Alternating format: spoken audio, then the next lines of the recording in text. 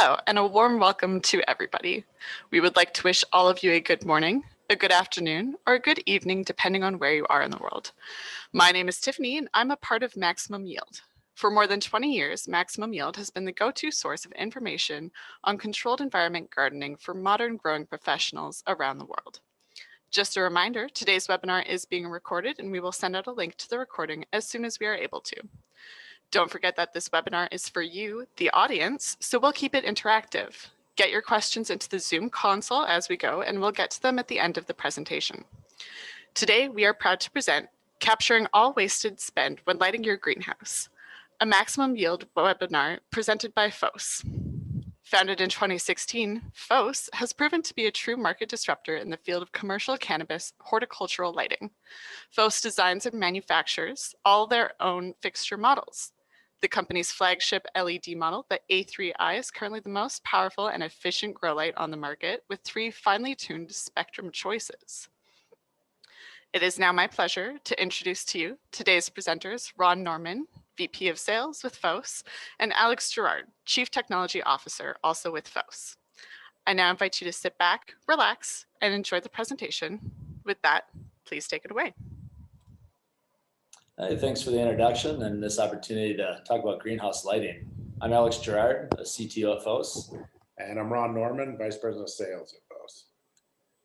So we'd like to dive in with going over some pretty typical problems with greenhouse lighting that a lot of people have been experiencing over the last several years. It has to do with the PPFD supplementation and just the different environments throughout the day. So we want to focus on what are the inefficiencies and waste within that. And then, of course, the better ways to solve those problems. To start with, we'll look at a typical day, kind of ignoring the weather here and just focusing on sunrise and sunset. You're going to have, of course, time in the morning where you're going to need a lot more supplemental light. And kind of represent that here. Oh, wait, no. Yeah, so here are your PPFD needs in the morning and in the evening. And question is, how do we solve that? So industry standard for a while has been double-ended HPS 1000s. And they work, but of course they come with a lot of inherent problems as well. Limitations around your maximum supplemental lighting. We see things get up to about 700 and not really ever over that. The other big issue is that they dim in 25% steps. So you can't evenly ramp that up in the morning and in the evening. So that's where we kind of get this stair step effect as we're trying to supplement the natural light. And of course the ramp up period. So you don't have as much control over how the lights turn on and turn off.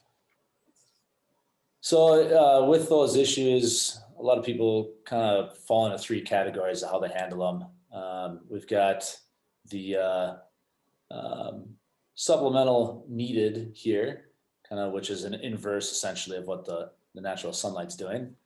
And approach number 1 is really focusing on no wasted overages. And what we mean by that is bringing your supplemental up to where you would need it and then dimming it down. So you're never going over your needed light level.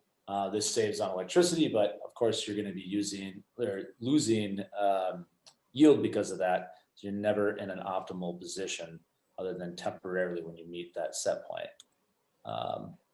So if we bring that up, it kind of represents it here on your PPFD graph. So you're never holding that position throughout the day, just temporarily. So the second approach that people take is trying to cross over that line a little bit and be able to kind of blend those steps on both sides of what you need.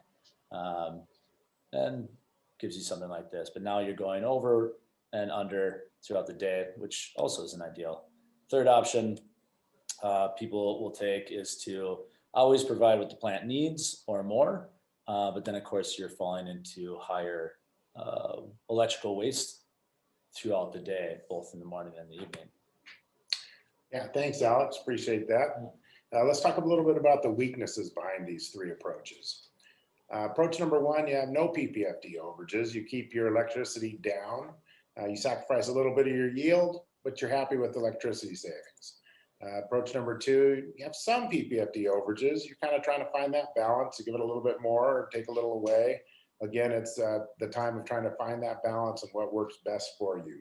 And approach number three, no PPFD shortages. You're not paying the electrical bill, so you're going to run it hard. You're going to try to get as much growth as you can on productivity out of your rooms, and you're just going to run with it. But what about the days when the sun isn't perfect? We all know that these are based on days that are perfect, no clouds, sunny, but we know that's not the real world, and we have to work with whatever we get. So we're going to talk about that and how we can supplement the PPFD levels regardless of what's happening outside. So join us as we explore this problem a little deeper and work our way to a solution for the modern greenhouse. So let me give you a little bit of the agenda we want to talk about today. 3 more HPS supplementation scenarios, elegant solution for PPF precision, how to access the solution, and a little question and answer wrap up at the end. But first, who is Foss? All right, so we were founded in 2016, Las Vegas, Nevada, and we got our start serving the cannabis industry. The design of our lights is a little bit different, and our competitors have always raced to the bottom and tried to figure out how they can make an LED light cheaper, and we went the other direction. We wanted to make a light that increased yields and productivity. Our philosophy is paying off. Cheaper fixtures do not equal higher yields, and that is business suicide. So we didn't do that. We actually made a premium fixture with the whole idea to make our increase in yields and give our customers a competitive advantage. And with that being said, there are now tens of thousands of Foss fixtures on 4 different continents, and we're growing every day. With that, we'll get it back to Alex. Yeah, going back to our scenarios within the greenhouse, looking at some imperfect conditions here rather than just a perfectly sunny day. So we're going to get examples of rainstorm coming through in the middle of the day here, and kind of what that represents for your natural lighting levels and what your greenhouse supplemental lighting needs to do to counteract that. So here you can see it dipping in the morning. Or I'm sorry, get my laser pointer back on here. There we are. So of course you can see it dipping with the weather changes in the middle of the day. So again, we'll go over that approach 1, 2, 3. I'll kind of go through this quickly because we captured it the first time, and just focus on approach number 3, which is the no shortages, which is what most people are focusing on because it is going to maximize your yield. So taking a look at that here, again, you're seeing that 25% step that most HPS systems have the ability to do. Keep in mind that is not all HPS systems. Some only do on and off. So in those scenarios, it's much worse than this. But this is kind of best case for HPS. So if we then again look at this, extrapolate it to the top, you can see all your electrical losses throughout that day. Let's see here. So here's another sample of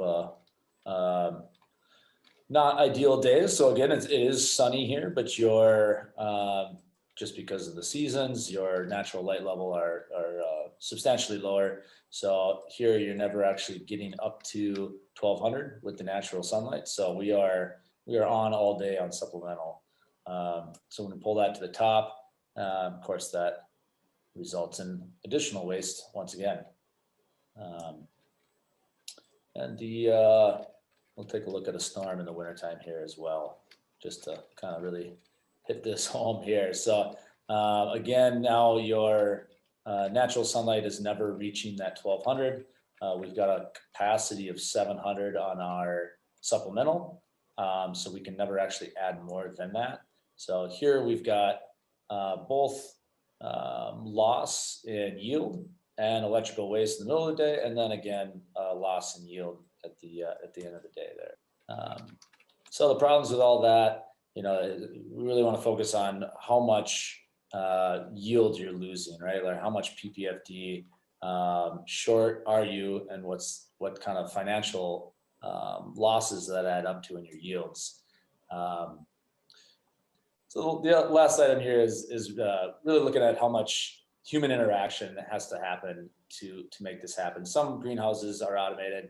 A lot of them are not when it comes to lighting. So you've got a lot of human interaction, hitting the buttons, adjusting your brightness throughout the day. And they've got other things going on. So these on and off points are not going to be perfect, and your losses are going to be more dramatic than what our chart's actually showing. So now we've kind of gone over all of the downfalls of HPS within greenhouses and the problems correlated to them. What do we need to do to solve those problems? And that's even out that the supplemental lighting and really minimize any yield losses. So we're always hitting that 1200 or whatever your requirements are throughout the day. So it's elegant and automated. We want to keep things very simple for you. So we're just setting something up, and it's going to run all day, making the adjustments minute by minute throughout the day of what you need. So to dive in more with the sensor technology here, we automate all of those lighting adjustments by mounting these wireless sensors throughout the greenhouse that measure your actual sunlight live, and then can make adjustments. A couple of our light fixtures here that we'll dive into in a few more pages, but our O6i and our Pleiades both work with this technology. It solves a lot of problems with how frequent light changes within a greenhouse, calculates out that the requirements that are needed, and then of course adjusts your fixtures in real time. It's all wireless and it's automated, so you set your schedules and it's going to handle the heavy lifting for you. So back to those two light fixtures, we've got our O6i. This is kind of our powerhouse of a greenhouse fixture. We really focused on keeping the footprint as small as possible to minimize your shadows in the greenhouse, but still hit home on the maximizing the power and the efficiency of the light fixture. So you can still get those high supplemental light levels along with very high efficiencies. So, and again, we due to the humidity and everything in the greenhouse, we keep our IP ratings as high as we can. So best suited for your light hungry crops like cannabis or other larger plants. We also have our Pleiades, which is a smaller light fixture. It's 320 watts, really designed to mount to your trusses within the greenhouse to, again, minimize any additional shadows, and really maximize on your natural sunlight. So again, focusing on high efficiency and of course spectrum that's appropriate for the greenhouse. Being that it's lower power, it can be used for cannabis. We can increase the quantities within the greenhouse and still get those light levels, but this typically finds better home with your lower, less light intensive crops. All right, how do you grow with Foss? We're going to talk about that.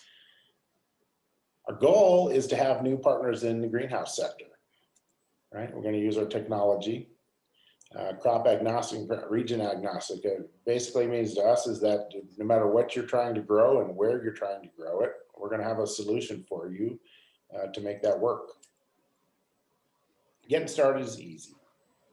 So step one is engage our team. Step two is plan and review, install and grow.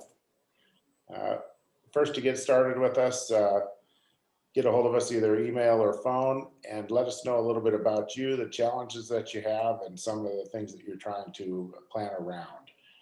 Share your greenhouse layout with us, what works for you, what doesn't, and we can get working on a light plan for you to kind of show you what we would recommend and go from there. If you're interested in a light plan, answer the poll on your screen and we'll do you a light map. It's free, so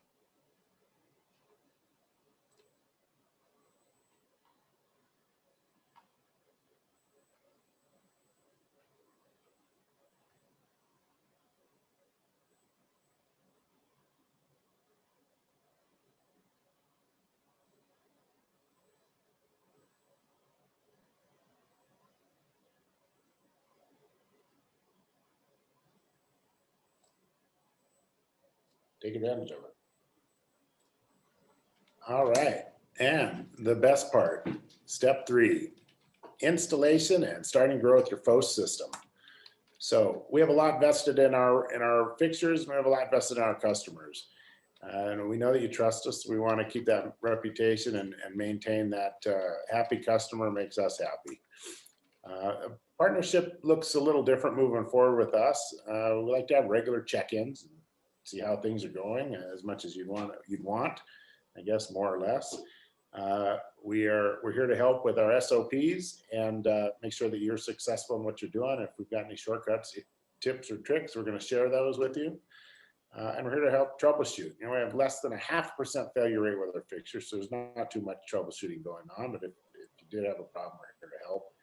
And we back that up with a 5-year warranty. No questions asked. You have a problem with one of our fixtures, we're going to ask that you send it back, and we're going to send you a replacement. And the last thing is the marketing and media spotlight. We have a great marketing team here at Foss. We're happy to share the success of our customers. And if that's something you're interested in, social media and things on the internet, we're here to help share the love and the pictures and let everyone know that you're having a good success with our product. With that being said, let's move and finish this up.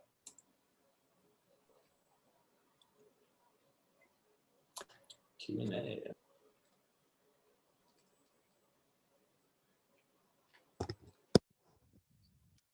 Thank you.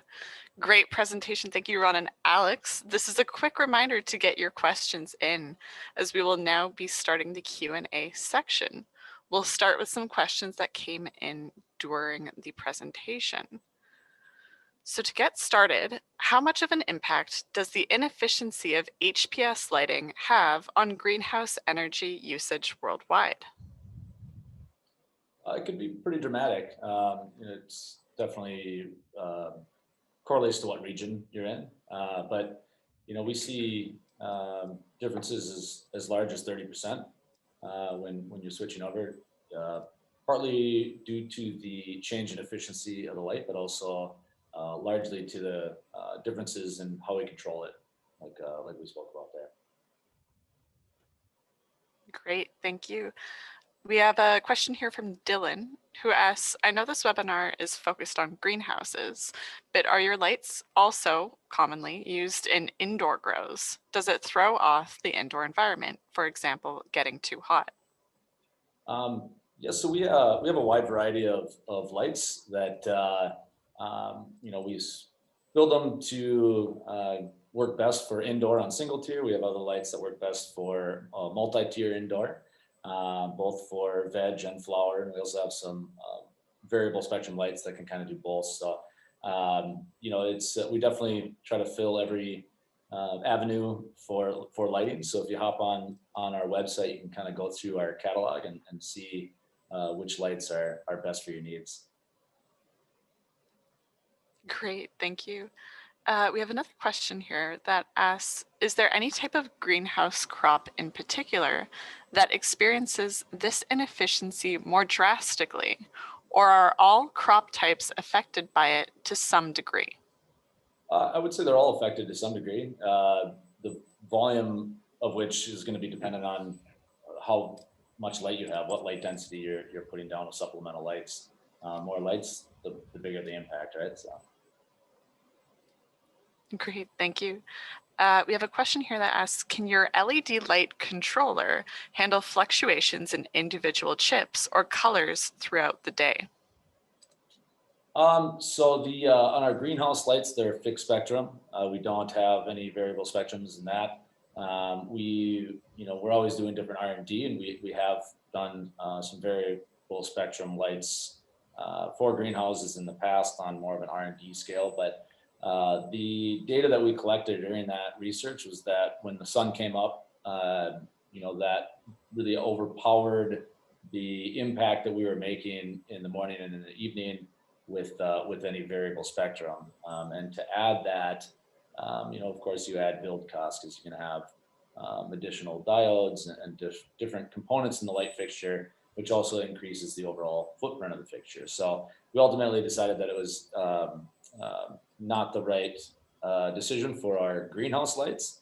And so our controllers aren't really set up for that currently. So technology wise, it's all there. It's just we didn't find that it was beneficial for our customers because they were going to be buying a lot of product that we couldn't prove out that was going to be beneficial, would pay back what they had put in essentially. So our goal is always to provide a product that essentially pays for itself, right? So you always want to be buying something that's going to increase your revenue stream to be able to cover the cost of what you spent to put it in. So that's what we focused on. Great, thank you.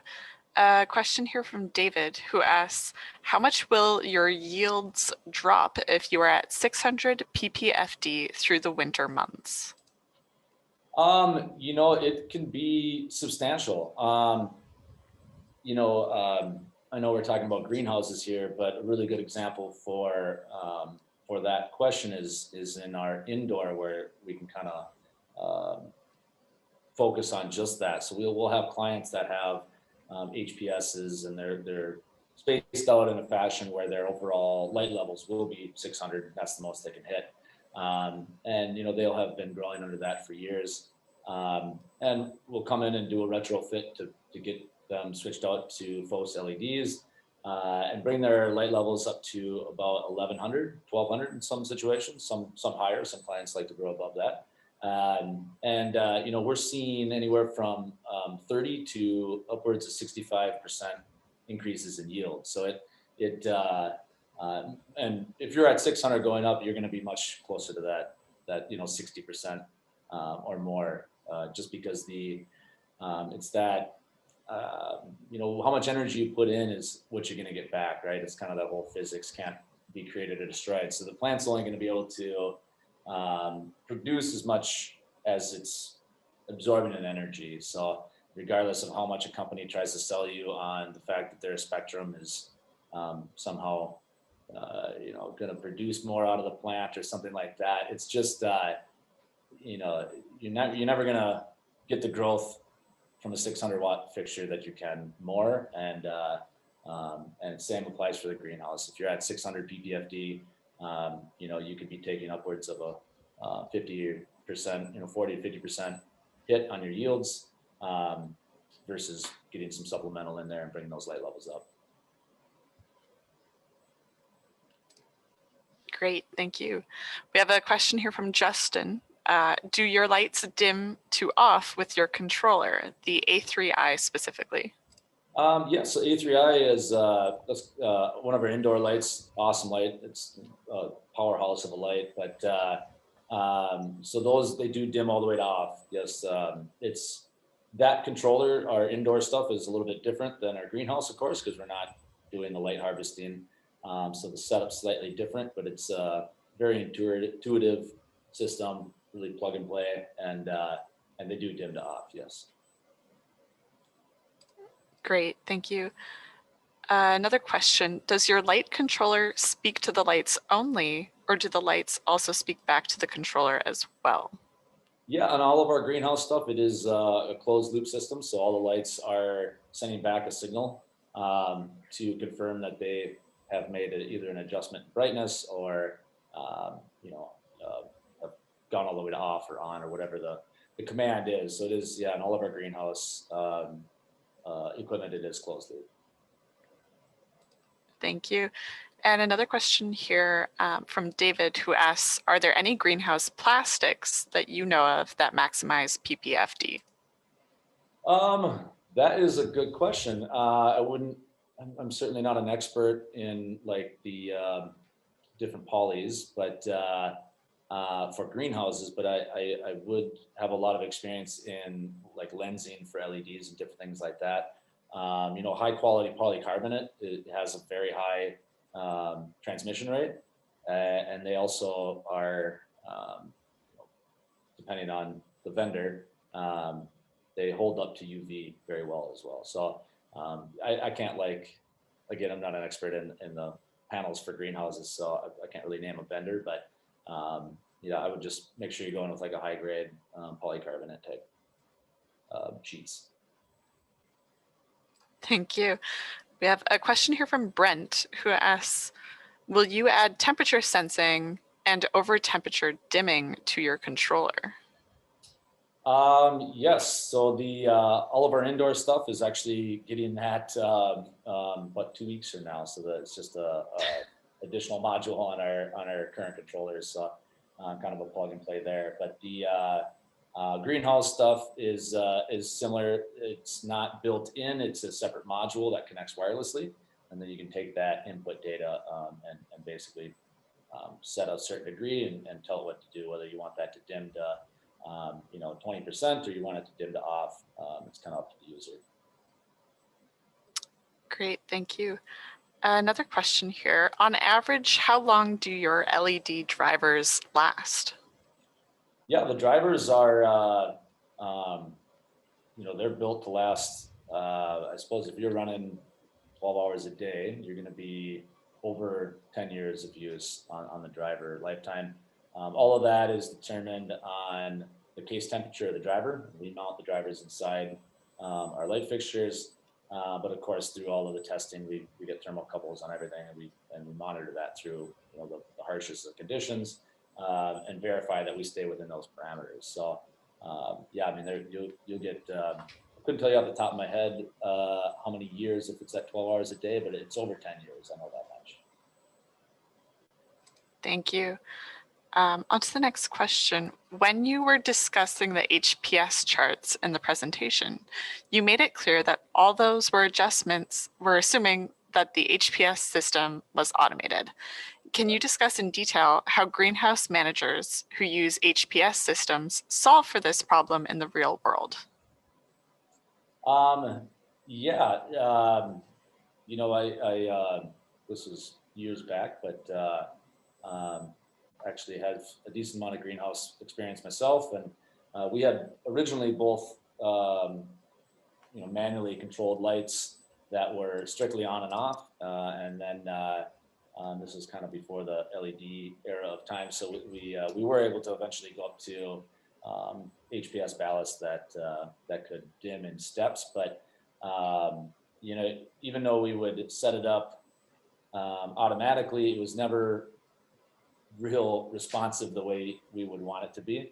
And the first version that we had where it was on and off, I mean, we were going in there and turning it. So if you could imagine those charts that we had set up, it was vastly worse than that, because if you were busy doing something, you wouldn't turn the lights off or you wouldn't turn them on, and you're just getting losses, 5 times worse than what those charts were showing. So, every situation is different, but yeah, if you kind of just break down your day and how your lights interact, you can probably find quite a few different spots where you're not maximizing your efficiencies or your yields. Great, thank you. We have a question here from Brian who asks, is there an API to pull data from the light fixtures? Let's see, pulling from the fixtures. There is an API on the controller. So your, let's see, I wouldn't say you're directly pulling data from the fixtures, but you'd be pulling it from the base station itself, which would give you things like the readings from the sensors, what the brightness of the lights are set to, different things like that. So yes, you can pull data from that. Great, thank you. Question here from Anonymous. Have you conducted greenhouse research data that we could reference for, greenhouse research we can reference for data? We have. We've got a couple of reports. I don't have them in front of me here, but if you reach out to us, we can absolutely get you those and go through whatever kind of data points you are interested in. And we're also looking for folks to work with so we can do some more research. Yeah, exactly. We're always collecting more data, so definitely interested in that. Thank you. Question here from David. Do you sell a PPFD meter or recommend a specific make model for greenhouses? Yeah, we don't have our own, but we've used Apogee for a long time. They make excellent meters, excellent sensors as well. And like our lab type scenarios, we're always using the sensors connected to whatever type of custom controllers, and yeah, Apogee in general, it's a good company. They got good people there. We've worked with Lycor as well. They're a little bit more on the specialty side, but definitely worth a Google search for Lycor. They make some pretty cool stuff too. Great, thank you. How does the system behave in large greenhouses that can span for acres and acres, such as if one section of the greenhouse is under cloud cover, but has another section under clear skies? Yeah, that's a great question. And you know, we build the systems to accommodate that. It's you can really put as many of those sensors into a greenhouse as you want, or in each bay, or whatever it might be. And then you'll essentially set up zones dedicated to those sensors. So whether it's a you know, a 10-acre greenhouse setup where you've got sensors throughout to accommodate that, or even a smaller one where you know, in some of the warmer states, they won't always go with a full greenhouse. It'll be like a hybrid. So you have, you might have cement walls and cast real big shadows there. So we'll set up a zone to accommodate the morning shadow and another zone to accommodate the evening shadow, and then a sensor in the middle to handle the rest of the greenhouse. And we'll just set them up individually like that. And you know, the lights will change brightness for each area that way. Great, thank you. Next question is, where is this system controlled? Is it through an app or something similar? Yeah, it's a web-based app, so you don't actually need internet for it. You just need to be connected to the base station, which is just a box that gets mounted. It produces the RF signal that links and networks all the lights and the sensors. So, you know, if there's no internet, you can still just pull out a tablet or your phone or anything. Or, you know, we commonly suggest, or if we're assisting in the install, we'll set up a tablet that's actually, you know, mounted on the wall just for convenience sake. But yeah, you just, you know, we set up a web browser with the homepage set to the controller generally. So you just tap like Google Chrome and it opens up, and there's your whole user interface. And that's where you set your schedule and your brightness and whatever other characteristics you want on your schedule.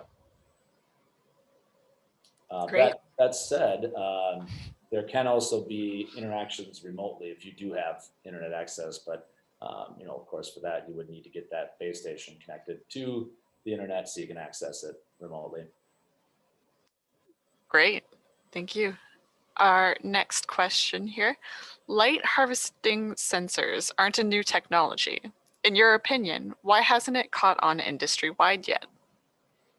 Yeah, that's an interesting question. You know, they're not, you know, sensors have been out for a while. And there's kind of been, you know, greenhouse controls have always had, well, not always, but for a while they've had radiation sensors, like reading in watts, generally up on some sort of weather tower or something like that outside, collecting data that way. But they just kind of been set up to turn breakers on or contactors for like your lighting grid. So they'll just flip on all the lights and not really get into the low voltage control side of things. So, you know, I think it's coming. You know, I doubt that we're the only ones looking at doing this, but you know, we're glad to be kind of leading it and getting that into more people's hands. Great, thank you.